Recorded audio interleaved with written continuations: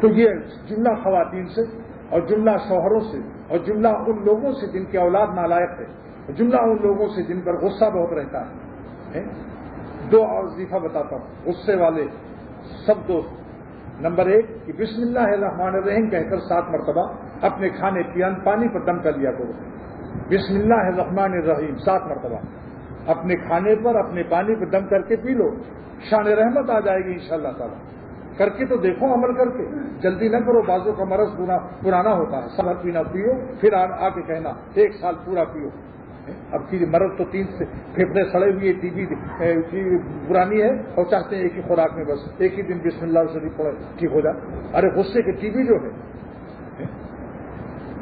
اور چلتے پھرتے یا اللہ یا رحمان یا رحیم ہی پڑھتے رہو، یا اللہ یا رحمان یا رحیم۔